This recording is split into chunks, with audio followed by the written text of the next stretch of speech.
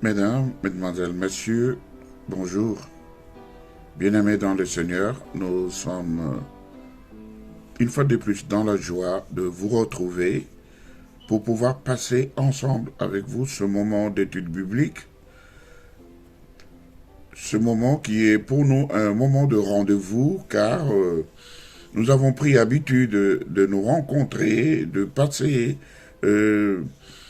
au peigne fin les écritures de notre Seigneur Jésus-Christ et beaucoup plus nous laisser enseigner par lui au travers du Saint-Esprit. Et nous, vos serviteurs, que Dieu nous en garde, nous ne nous arrogeons pas le monopole d'enseigner. Ici, c'est une étude qui nous est proposée et au cours de laquelle nous sommes disposés à nous rendre à l'écoute de chacun d'entre nous qui aurait un message ou qui aurait une édification, qui aurait une profondeur dans la connaissance pour aussi nous apporter des lumières sur ce sur quoi nous sommes en train de nous entretenir. Aujourd'hui, nous allons pouvoir parler du thème que nous avons choisi ce mois-ci, qui est si tu crois, tu verras la gloire de Dieu.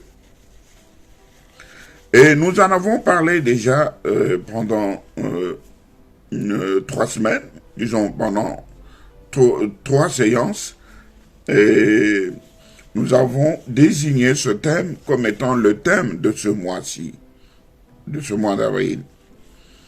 Et aujourd'hui, étant le 4e jeudi de ce mois d'avril, donc le dernier jeudi de ce mois d'avril, où nous aurons à nous rencontrer et en plus à parler de ce thème, donc nous allons essayer de nous poser beaucoup de questions sur ce dont on a partagé pendant les 3 précédentes séances et essayer aussi de comprendre ce qu'est la pensée de Dieu au travers des questions que nous allons nous poser et auxquelles nous allons essayer au travers des Écritures de trouver l'éclairage, de trouver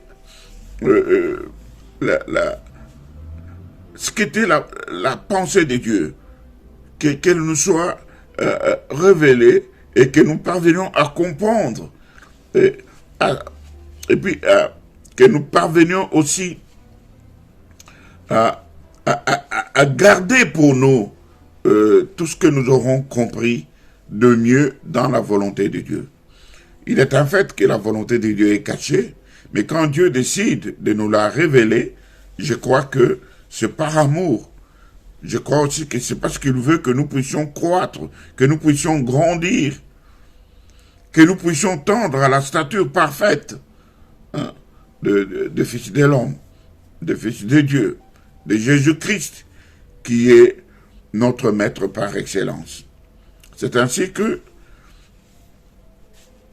notre étude de ce jour, nous la ferons toujours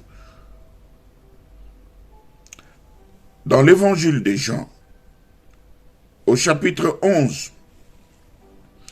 Nous avons essayé de parcourir tout ce chapitre, mais aujourd'hui, nous allons essayer de nous poser des questions, de trouver des réponses, de comprendre au travers de ces questions que nous nous posons quelle pouvait bien être la volonté de Dieu. Le Maître, le Seigneur, est là. Il va nous révéler sa volonté. Il va nous éclairer sur les zones d'ombre. Il va clarifier la situation entre ce qui est spirituel et ce qui est humain, ce qui est sentimental. Et c'est ainsi que nous allons continuer toujours à lire dans l'évangile de Jean.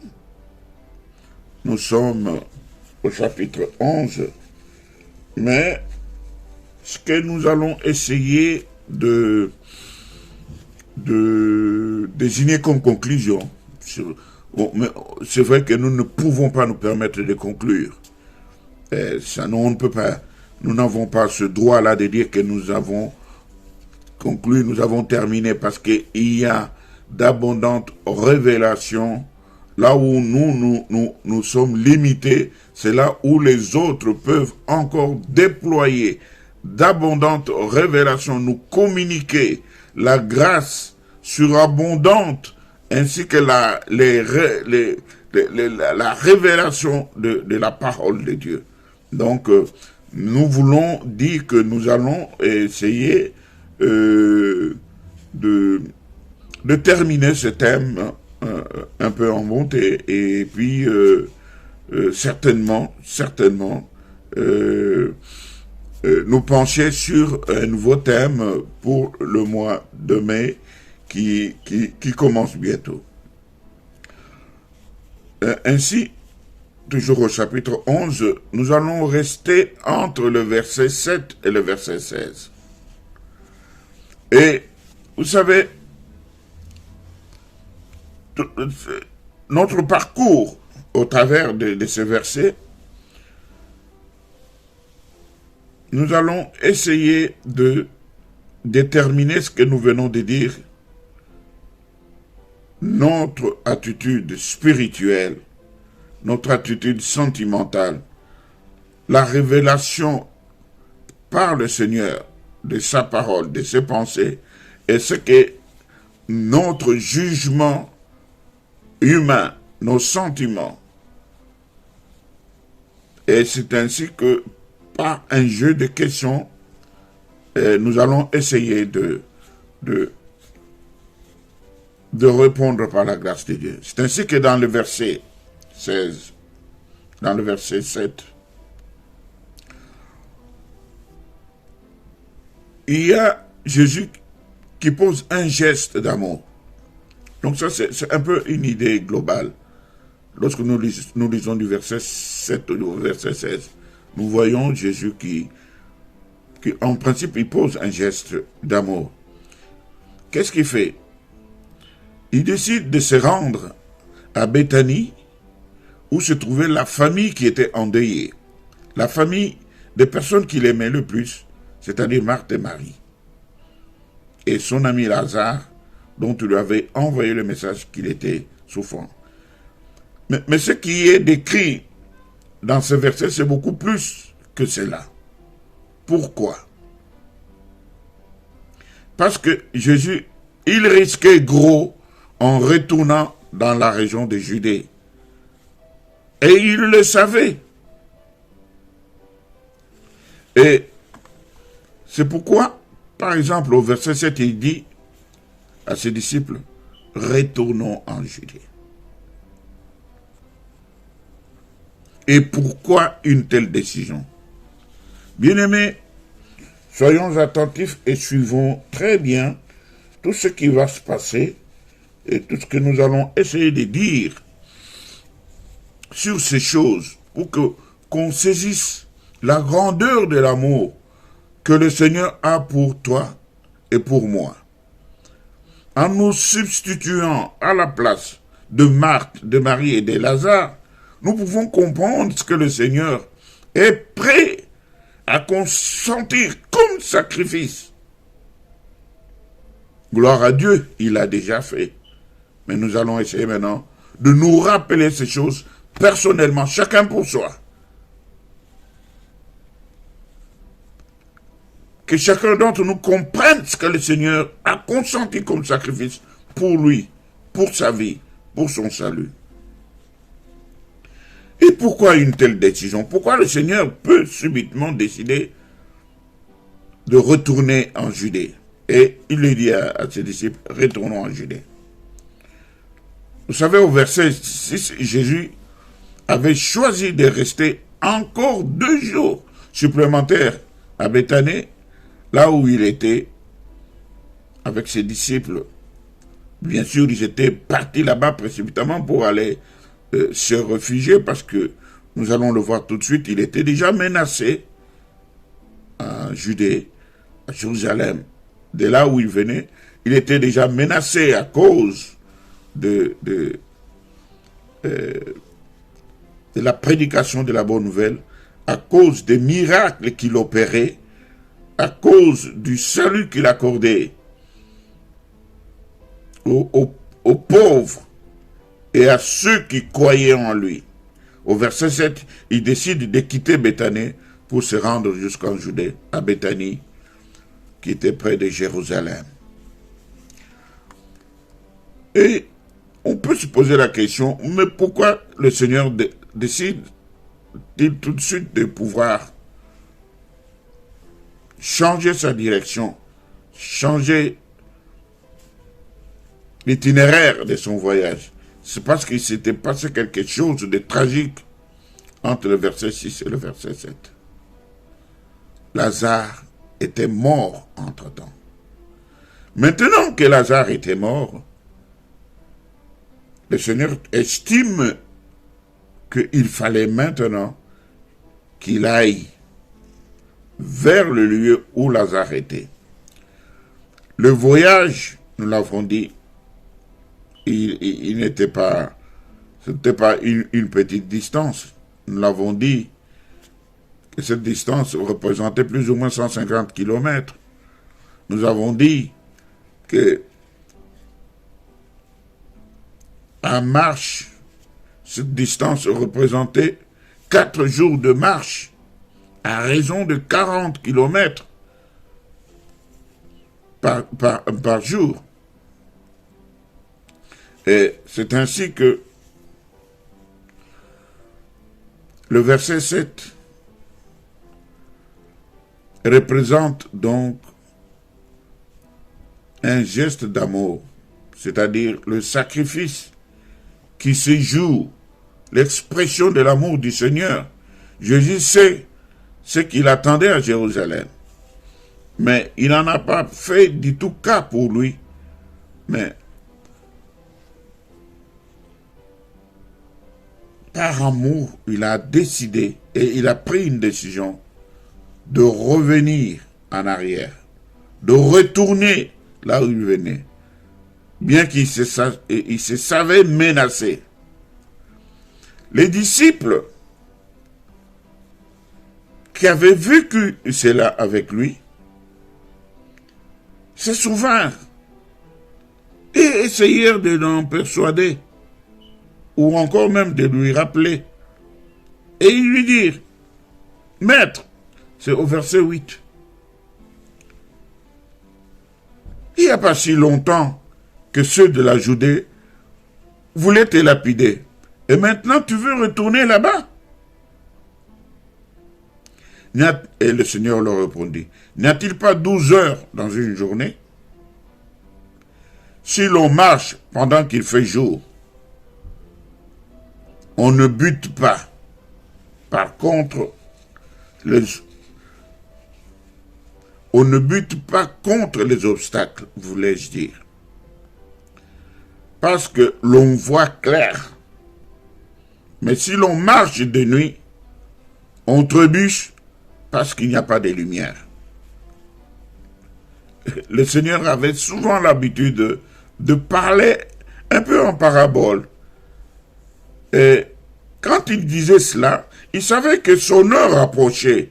Il emploie ici des paraboles, un langage voilé de jour et de la nuit, comme quoi que la clarté du jour, c'est le temps de la mission de Jésus-Christ, qui n'est pas encore achevé, vous savez.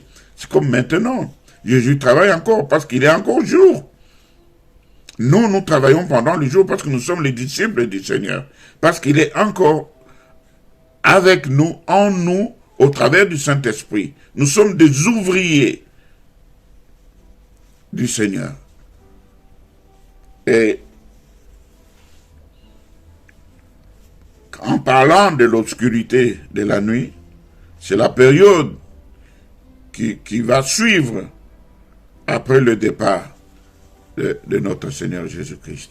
C'est comme ça que il leur parle du jour et de la nuit, mais les disciples ne comprenaient pas très bien ce à quoi le Seigneur voulait les amener, parce que le sujet présent était plutôt de son attitude, de la décision qu'il venait de prendre, de pouvoir rentrer dans la ville où était cette famille des personnes qu'il aimait bien. Au verset 11, il dit, « Notre ami Lazare s'est endormi. Je vais aller le réveiller. » Verset 12. Sur quoi les disciples lui dirent, « Seigneur, s'il dort, c'est pas grave, il est en voie de guérison. » Hein? En fait, Jésus voulait dire que Lazare était mort. Mais les disciples avaient compris qu'il parlait du sommeil ordinaire.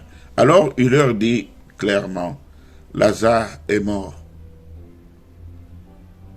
Et je suis heureux à cause de vous, de n'avoir pas été là-bas à ce moment-là, car cela contribuera à votre foi.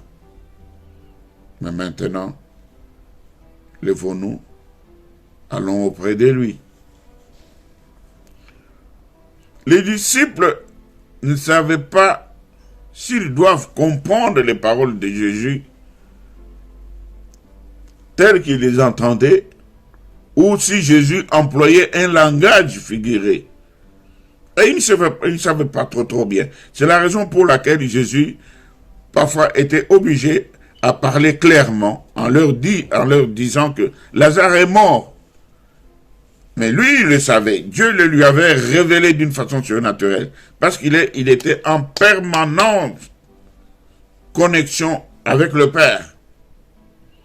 Et il était là pour faire la volonté du Père. Et le Père ne pouvait rien le cacher. Il savait tout. Même quand il parlait aux disciples, il leur révélait des choses qui le concernaient, qui était en rapport avec sa mission, mais que par contre les disciples comprenaient avec un langage simple, je n'ose pas dire terre à terre. Pour eux, tout était limité à la vie sur terre, au matériel, au lendemain, au présent, mais ils ne voyaient pas la grâce ou la révélation ou la richesse de ce que le Seigneur pouvait faire ou dire, qui était en rapport avec le salut de tous ceux qui avaient cru en lui, qui l'avaient suivi, et en aussi grand nombre tous ceux qui, plus tard, continuent à croire et à le recevoir comme leur Seigneur, leur Sauveur, de vivre les mêmes conséquences positives des actions du Seigneur, de la vie du Seigneur, des déclarations du Seigneur. Il le faisait non seulement pour les personnes qui étaient en présence, mais il le faisait pour des générations à venir, pour tous ceux qui allaient croire et qui allaient le recevoir comme Seigneur Sauveur. Tous ceux qu'il avait aimés et ceux pour lesquels il avait accepté d'accomplir le sacrifice suprême. Et les disciples étaient là. Le Seigneur était obligé maintenant de leur parler en termes clairs, sans voiler, sans parabole. C'est ce qu'il ajoute au verset 15. Cela va dans le sens de l'intention divine dont nous avons parlé au point précédent. Verset 15, Jésus, il dit, « Je suis heureux à cause de vous, de n'avoir pas été là-bas à ce moment-là, car cela contribuera à votre foi. » Jésus se soucie non seulement de cette famille qu'il aimait bien, de Marthe et de Marie, ou de Lazare, mais il a aussi à cœur le progrès spirituel de ses disciples.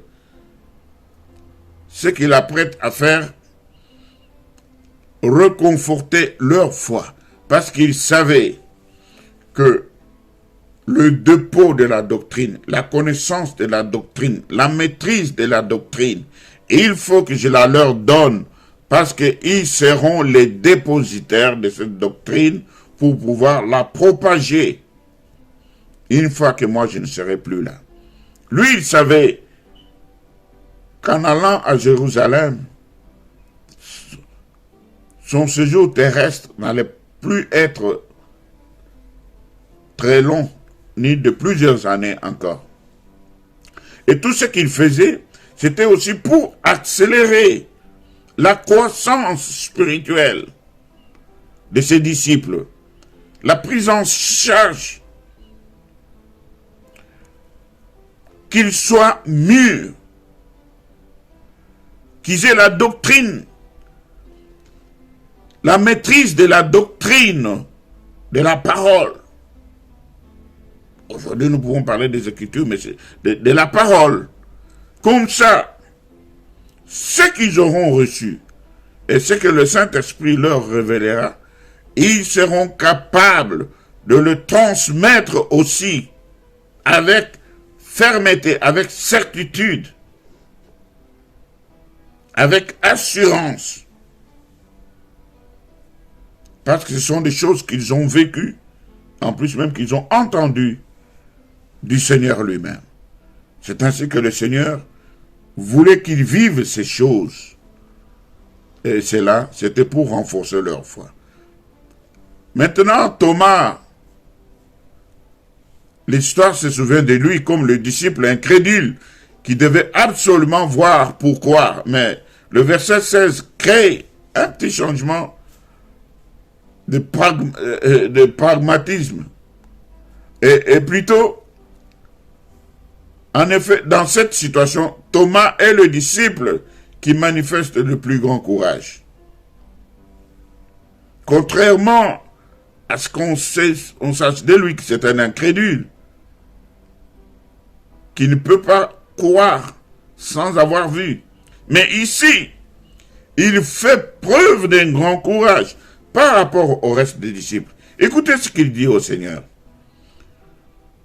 Thomas, surnommé Didyme, c'est-à-dire le jumeau, il dit alors aux autres disciples, allons-y nous aussi pour mourir avec lui. Alléluia. Bien-aimé, Thomas a... Mais là, il venait de faire une déclaration surnaturelle. Il venait révéler que le Seigneur, là où il allait, s'il n'en est même pas question de la mort de Lazare, mais le Seigneur allait doucement, lentement vers sa mort. Et si notre Seigneur doit mourir, pourquoi nous resterons encore à vivre? Mais puisqu'ils veulent le prendre, le lapider, le tuer, ils ne tueront pas seulement le Seigneur, ils nous tueront avec lui. Donc nous savons que nous ne laisserons pas tuer le Seigneur, parce que s'ils mettent la main sur le Seigneur, et nous de même, nous tâcherons de le défendre, et ils nous tueront, et avec le Seigneur, et avec nous. Donc allons-y, on mourra. Donc Thomas, il dit quelque chose de très courageux, tout en sachant que là où nous allons, on en veut à la vie du Seigneur. Et si, puisqu'il en est ainsi, nous aussi, nous sommes prêts à sacrifier nos vies pour défendre le Seigneur. Et Thomas ne comprend pas tout ce que Jésus venait de dire. Les autres non plus d'ailleurs, mais il saisit que Jésus risquait la mort en entrant en Judée. Or, en tant que disciple associé publiquement à Jésus, il est prêt à mourir avec son maître jusqu'à voilà jusqu'à quel point nous aussi, il nous est nécessaire, utile de nous attacher au Seigneur Jésus-Christ et être prêt à souffrir avec lui, à l'exemple de Thomas, le jumeau, appelé Didyme. Quand Jésus part pour la Judée, ce n'est pas pour assister à des funérailles, à cause de la compassion, à cause de l'amour, ou par courtoisie, mais c'est pour offrir sa vie. Est-ce que vous comprenez? Comme l'a dit Jean-Baptiste, dans Jean, chapitre 1er, je crois, au verset 29, il dit, « Il est, voici celui, l'agneau de Dieu, celui qui enlève le péché du monde. » Ses disciples seront aussi appelés à sacrifier leur vie pour répandre la bonne nouvelle, pour annoncer la bonne nouvelle. Thomas n'a donc pas tort. Certains d'entre eux, nous savons comment ils moururent. Tous, ils moururent en martyrs.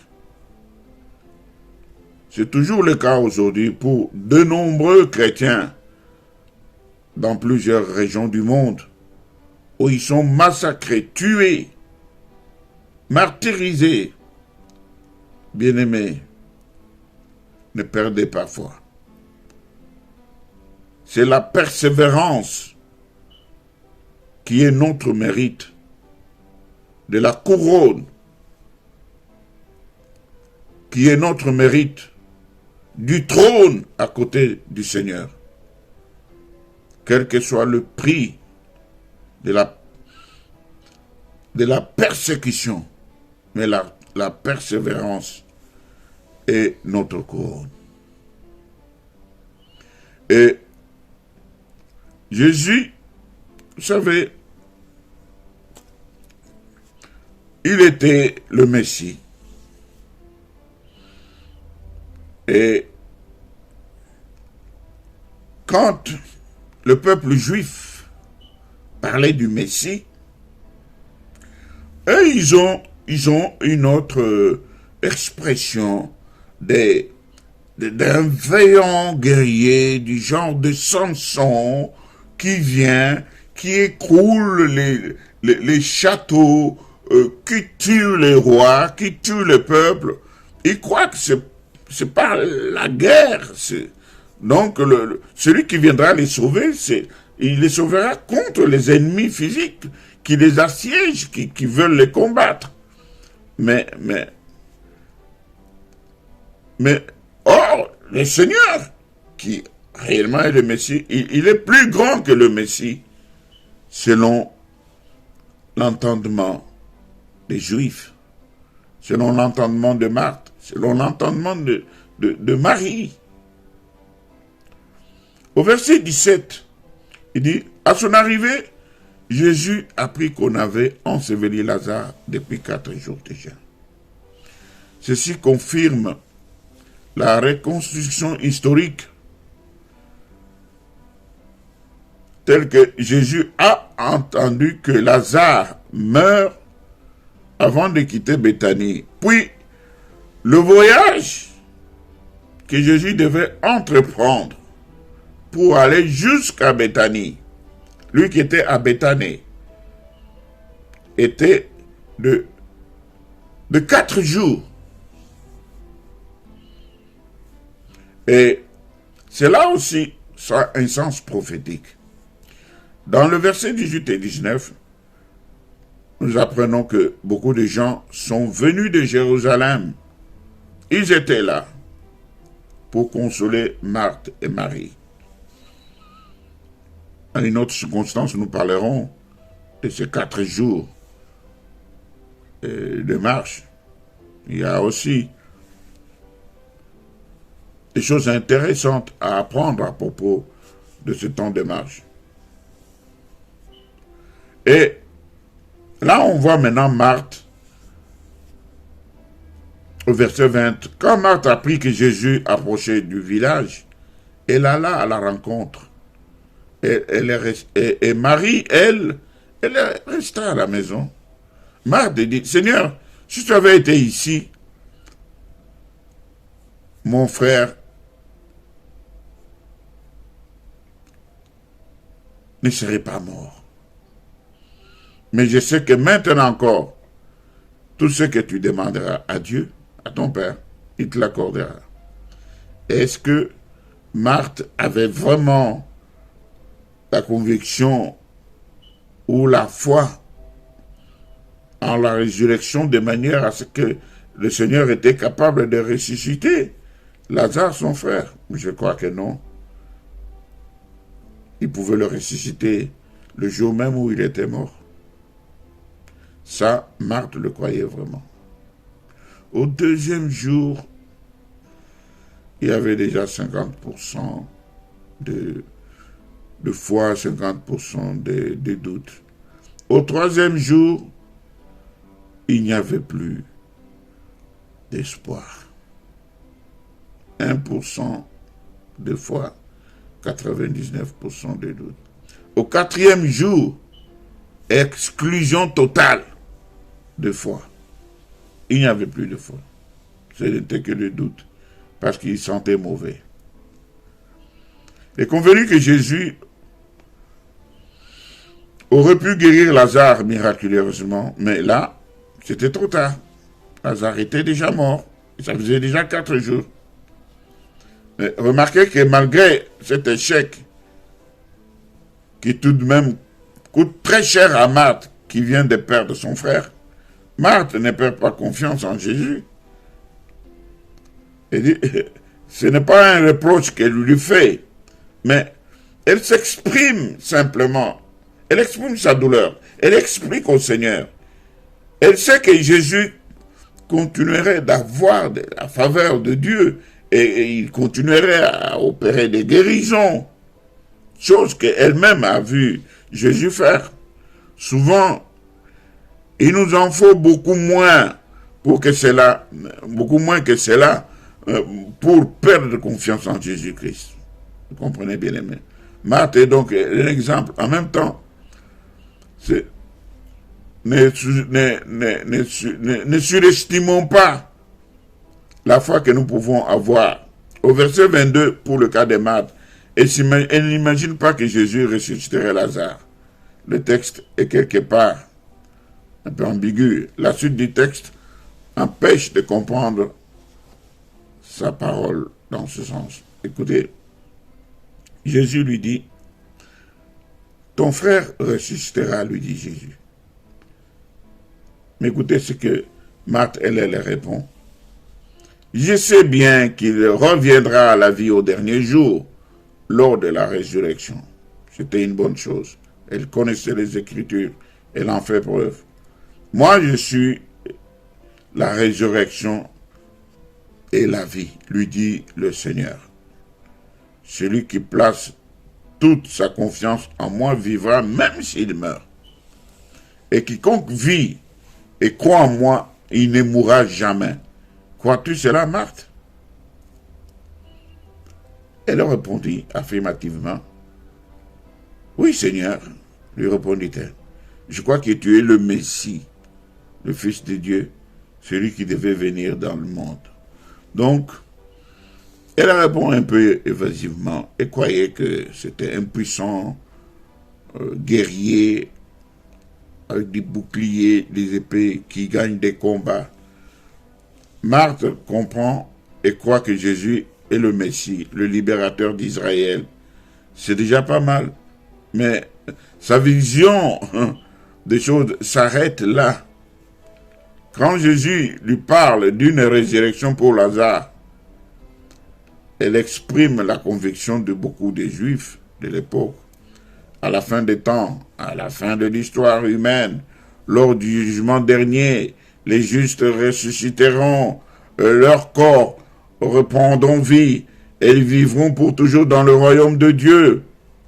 Marthe a cette espérance pour son frère Lazare, mais Jésus a autre chose en tête pour Lazare, et qu'il était prêt à accomplir et à réaliser. Qu'est-ce que Jésus veut dire au juste quand il déclare « Je suis la résurrection et la vie ». Comme je l'ai suggéré au début, ce sont deux aspects distincts, même s'ils sont liés, la résurrection et la vie. Jésus lui-même décrypte les deux affirmations.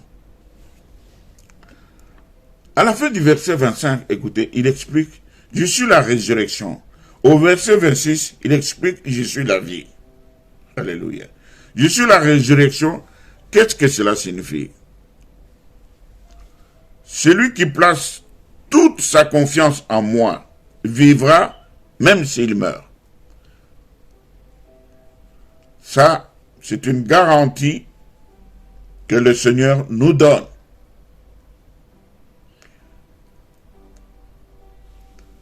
Et la personne croyante qui fait face à la mort peut y aller avec une confiance totale. Celui qui compte sur Jésus a un avenir assuré. Et cet avenir est assuré dans l'au-delà. La mort ne sera qu'un passage d'un moment sombre à travers et après la mort. Jésus lui-même ressuscitera le corps de ceux ou de celles qui lui ont fait confiance. Ensuite, Jésus peut dire, je suis la vie. Qu'est-ce que cela aussi veut dire? Le verset 26. Quiconque vit et croit en moi ne mourra jamais. Cela paraît bizarre parce que Jésus vient de dire que nous allons mourir.